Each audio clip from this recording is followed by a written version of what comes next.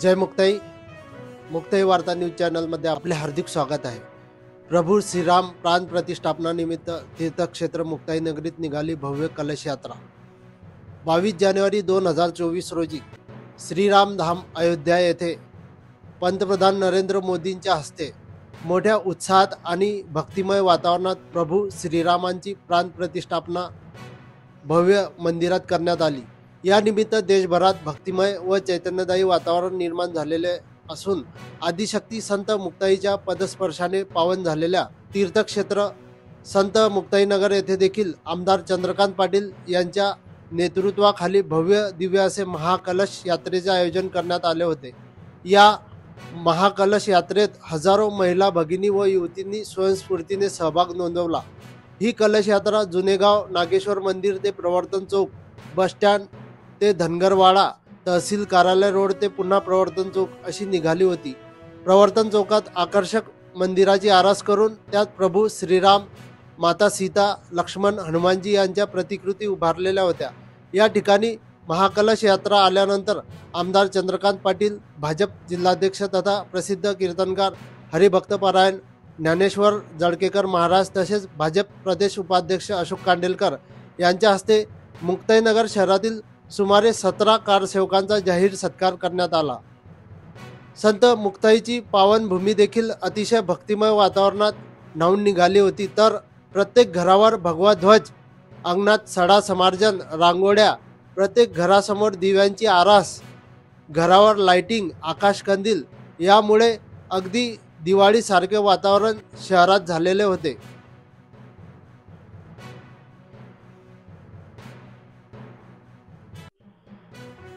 या ठिकाणी या 17 कारसेवकांचा सत्कार करण्यात आला। पहा व्हिडिओमध्ये कोणाकोणाचा सत्कार करण्यात आला। तसेच बातमीत पहा हरिभक्तपरायण ज्ञानेश्वर जळकेकर महाराज काय म्हणाले।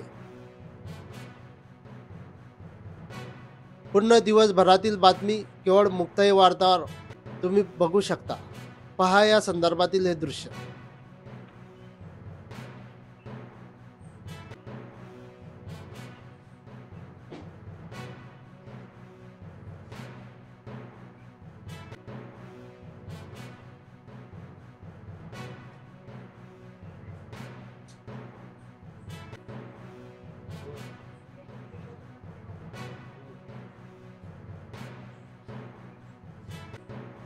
आमदार चंद्रकांत भाऊ पाटील हे त्यांचे स्वागत करतील।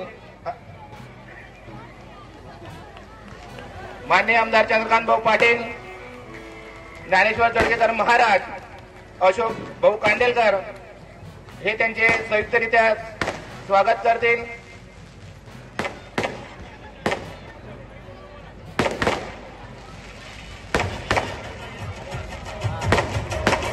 आलेल्या सर्व माता भगिनींचे आभार।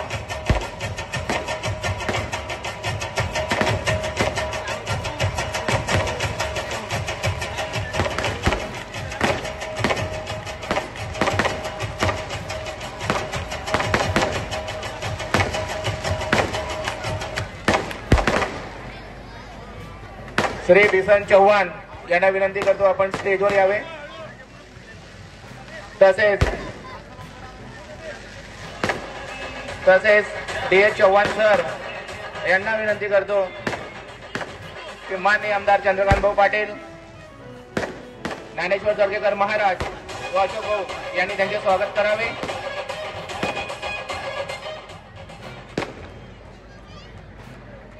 यानंतर श्री दादा काठोके यांनी स्टेजवर यावे अशी विनंती करतो। श्री राजू भाऊ केवलकर यांना विनंती करतो की आपण स्टेजवर यावे।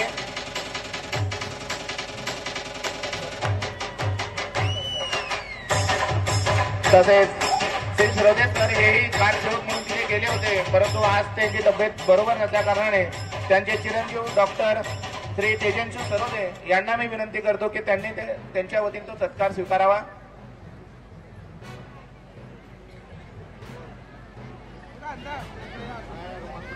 कृपया ताई सर्वांनी खाली बसून घ्यावे।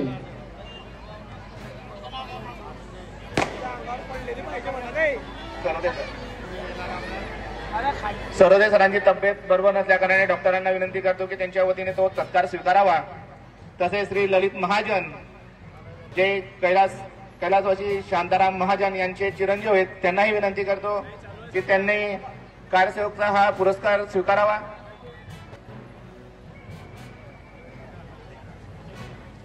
तसेच कैलासवासी फडणवीस सर यांचे चिरंजीव श्री अजय फडणवीस यांना मी विनंती करतो की आपण तो सत्कार स्वीकारावा। संजय भाऊ काळे यांना मी विनंती करतो की आपण त्यांचा सत्कार स्वीकारावा। तसेच पंडित दादा पालवे यांनाही विनंती करतो की आपण जे कारसेवेमध्ये प्रभू रामचंद्रांसाठी जे कार्य केले त्यासाठी माननीय आमदार चंद्रकांत भाऊ पाटील, ज्ञानेश्वर जळकेकर महाराज, अशोकजी कांडेलकर, छोटूभाऊ भोये यांनी संयुक्तरित्या त्यांचा सत्कार करावा।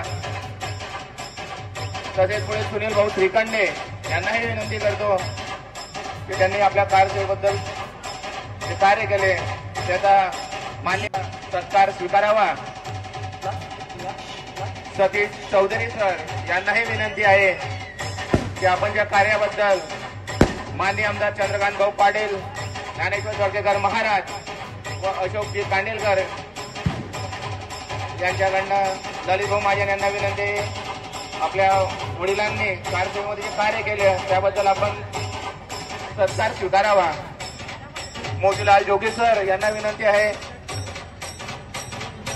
तसेच संजय भोंबे यांच्या वतीने श्री सुभाष भोंबे यांना विनंती आहे की आपण तो सत्कार स्वीकारावा।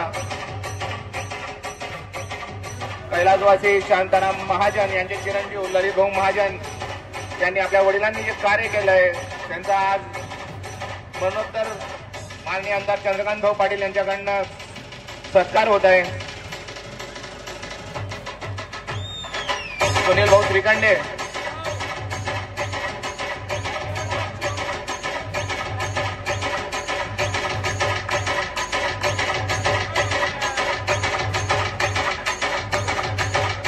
डॉक्टर सतीश जैन यांनाही विनंती आहे की आपणही स्टेजवर या।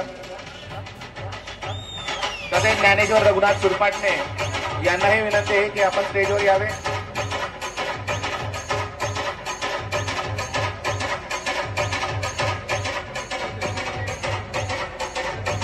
मोतीलाल जोगी सर यांचा सत्कार ज्ञानेश्वर जळकेकर महाराज, माननीय आमदार चंद्रकांत भाऊ पाटील व अशोक भाऊ कांडेलकर हे करीत आहे।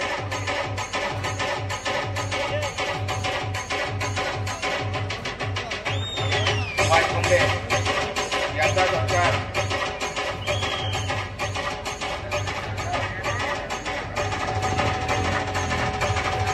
डॉक्टर सतीश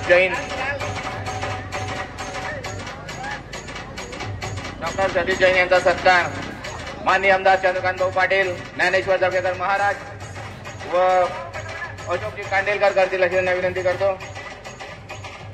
ज्ञानेश्वर रघुनाथ सुरपाटणे यांनी आपल्या कारसेवेबद्दल आपला सत्कार स्वीकारावा ही नम्र विनंती। तरी कारसेवकांचा सत्कार इथे आपण केला। खऱ्या अर्थाने प्रत्येक हिंदूंना हा सुवर्ण दिवस ह्या कारसेवकांमुळे दिसला। तसे आपण सगळ्यांनी टाळ्या वाजून मनापासून त्यांचा सत्कार करूया।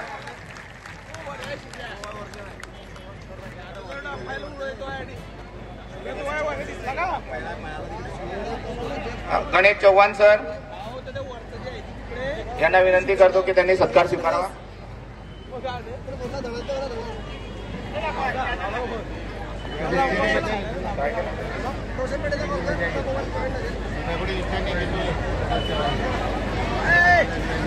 सहा डिसेंबर 1992 या साली बाबरी मस्जिदीला पाडून प्रभू श्रीरामचंद्र मंदिर व्हावे हे स्वप्न प्रत्येक हिंदूंच्या मनामधील साकार करण्याचे काम या कारसेवकांनी केले। हिंदुस्थान मधील प्रत्येक तालुक्यातून जिल्ह्यातून असे तसेच अशोक भाऊ कांडेलकर यांचा सत्कार माननीय आमदार चंद्रकांत भाऊ पाटील, व हवप ज्ञानेश्वर जळकेकर महाराज करतील अशी त्यांना विनंती करतो.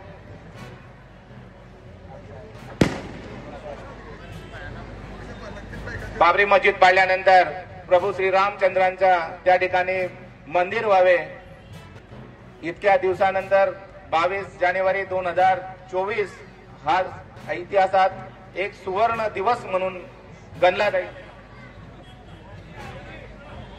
आजच्या 22 जानेवारी 2024 तुमच्या माझ्या सगळ्यांच्या आयुष्यातला सुवर्ण क्षण. ज्या 17 कारसेवकांचा आपण आता सत्कार केला, त्या 17 कारसेवकांनी 1990 मध्ये आणि 1992 मध्ये दोघं वेळा प्रयत्न करून अयोध्येला जाण्याचा आणि मंदिर उभं करण्याच्या दृष्टीकोनातून प्रयत्न केला होता. आपण 1992 मध्ये त्यांच्या माध्यमातून किती त्या पद्धतीचं आपल्याला माहिती आहे की ढाचा पाडला गेला. पण 1992 पासून तर आजपर्यंत अनेक सरकार आली, अनेक सरकार गेली. तुमच्या माझा प्रभू राम जिथे आपण उठता बसता चर्चा करतो, उठता बसता श्रीराम प्रभूंचं नाव घेतो. ही संत नगरी आहे. या संत नगरीचा आजचा उत्सव आम्ही बघतोय, ओसंडून वाहतोय. आणि महाराष्ट्रातल्या प्रत्येक गावातल्या कानाकोपऱ्यातल्या महिला भगिनी असतील, बांधव असतील, वडीलधारी मंडळी असतील, बालक असतील, याच्या सगळ्यांच्या माध्यमातून आजचा दिवस आपण पाहतोय. हा सुवर्ण क्षण ज्या सरकारच्या माध्यमातून खऱ्या अर्थाने मी त्या सरकारचा अभिमान मानतो. आणि आजच्या या माझ्या रामलल्लाला कालपर्यंत जे टेंटमध्ये राहावं लागत होतं, म्हणजे 1956 पासून हा लढा चालू होता आणि 2024 मध्ये हा येऊन थांबला. आणि आज पूर्ण रूपाने आपण श्रीराम प्रभूंच्या नावाने जप करतो. श्रीराम प्रभूंचं खूप मोठ्या प्रमाणात आज आपला कार्यक्रम झाला.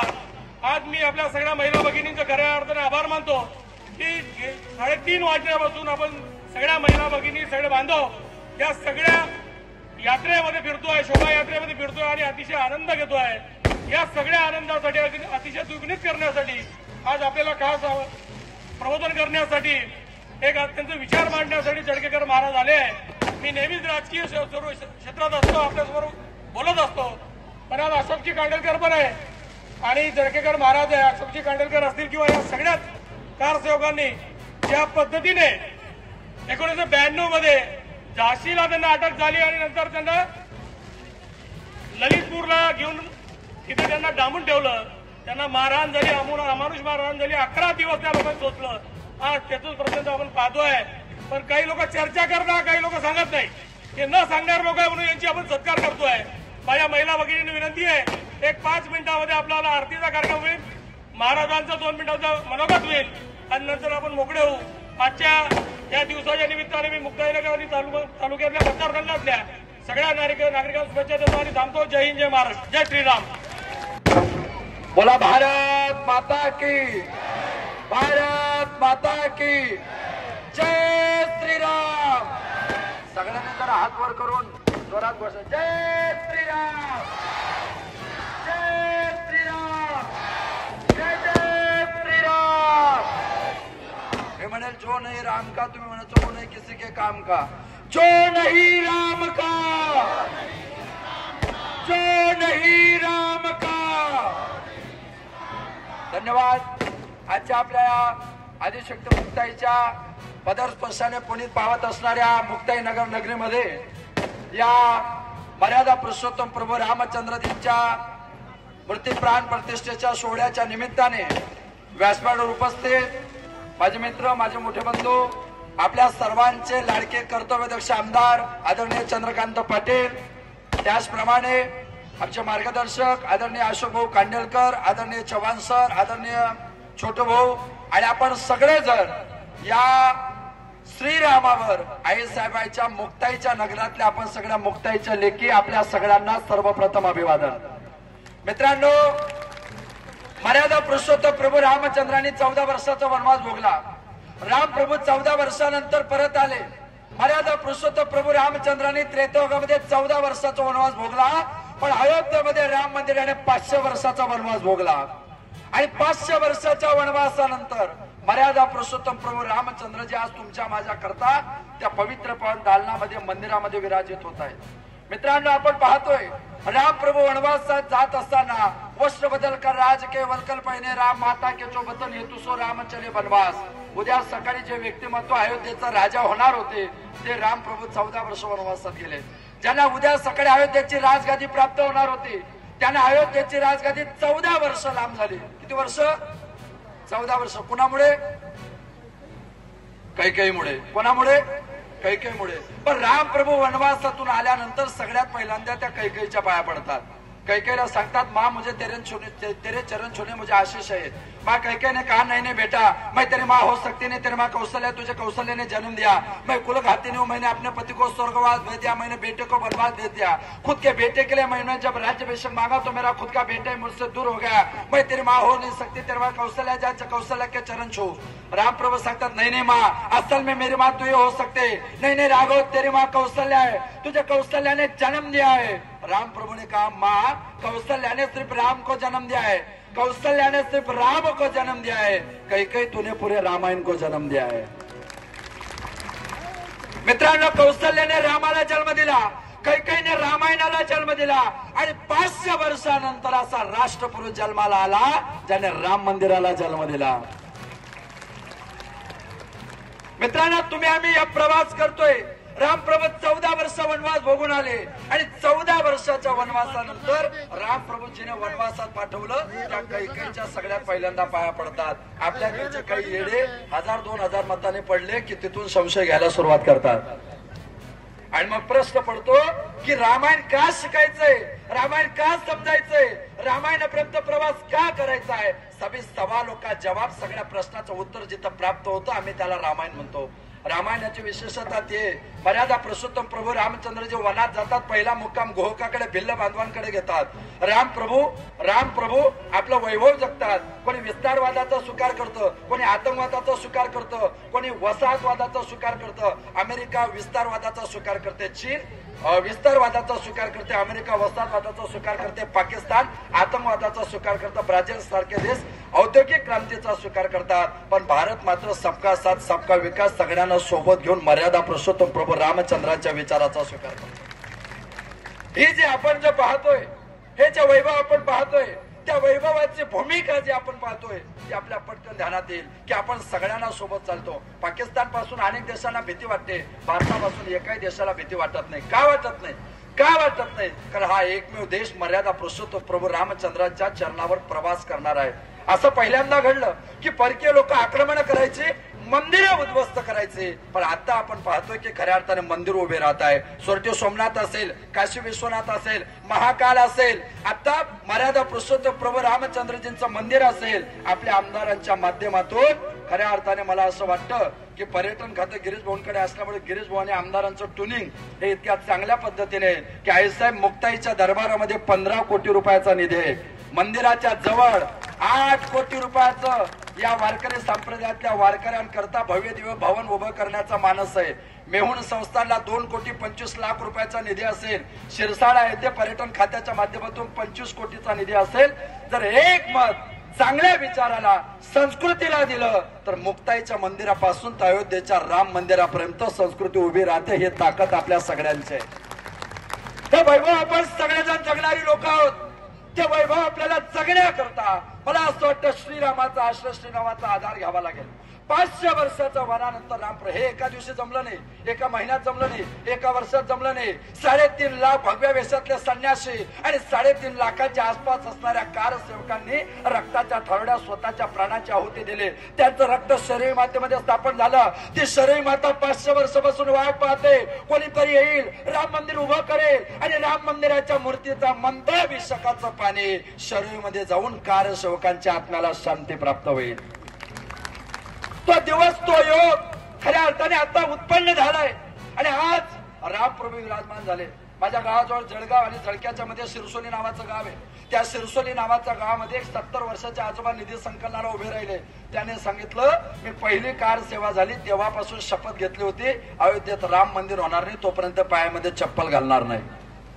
वस्तावळल्या 61 वर्षाच्या विधवा मातोश्री, त्यांनी निधी संकलन देताना डोळ्यातून पाणी आलं.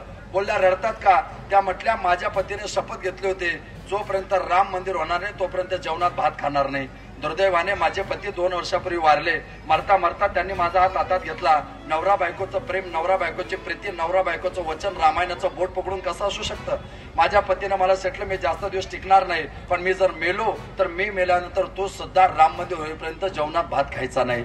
आज राम मंदिर होतंय त्याच्यामुळे एका डोळ्यात आनंदाचे अश्रू आहे, पण वाईटही वाटतंय की ज्यांनी आयुष्यभर भात सोडला ते माझे पती हे अयोध्येचं सुख पाहण्याकरता जिवंतनी त्याचं वाईट वाटतंय.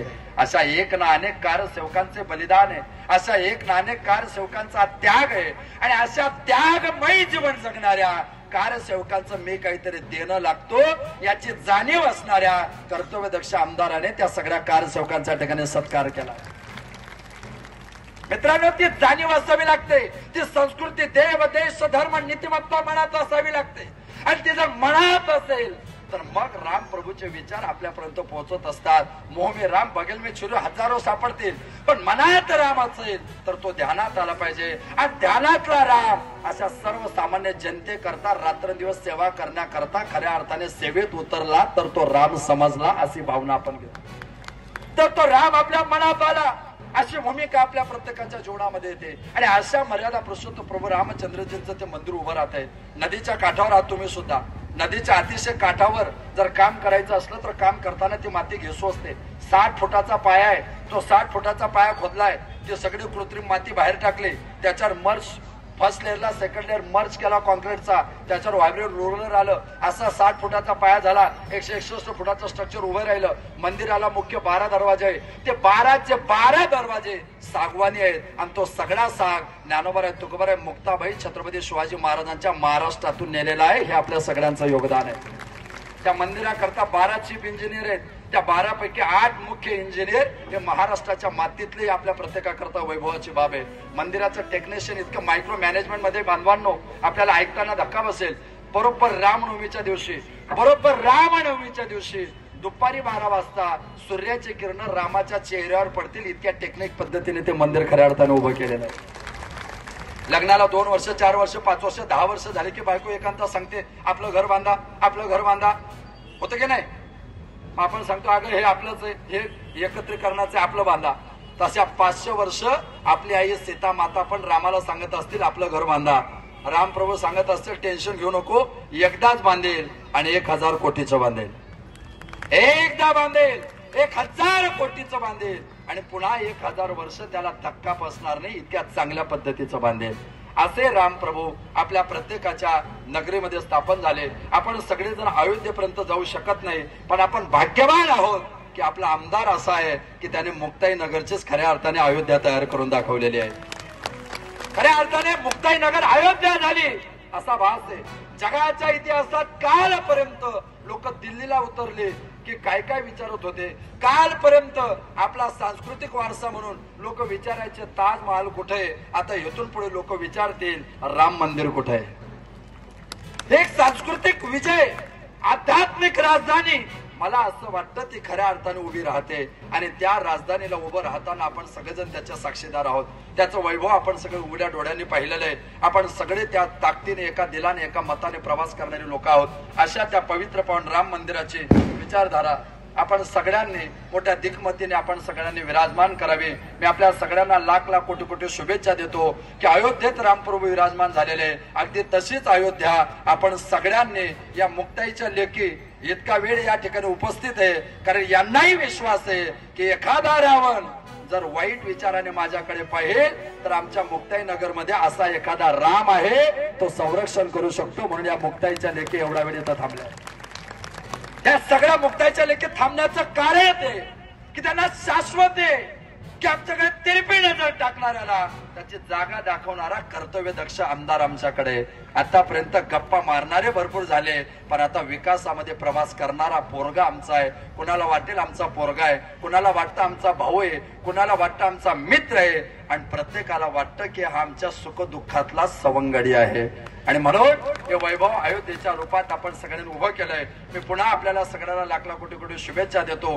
कारसेवकांचा सन्मान होत असताना भाऊ आपण असाल, चव्हाण सर आपण असाल, आपल्या सगळ्यांचा मला असं वाटतं मुक्ताई नगरच्या आपण कार सेवा केल्यानंतर पहिला असा आमदार असेल ज्याने कारसेवकांचा सन्मान केलेला आहे. आणि मला असं वाटतं की या सगळ्यांना हे फळ जे प्राप्त झालं त्या बडामुळे आनंद आपण सगळ्यांनी साजरा केला. मी आपल्या सगळ्यांचा वेळ घेणार नाही. आपल्याला महाआरतीमध्ये समाविष्ट व्हायचंय. एकदा सगळ्यांनी 2 हात वर करायचे आणि रामाचा जप करायचा आहे.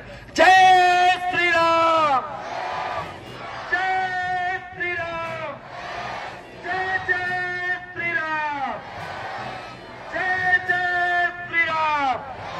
बोल बजरंग, बोल बजरंग, बोल बजरंग, हर हर, जय श्रीराम, जय श्रीराम, जय मुक्ताई.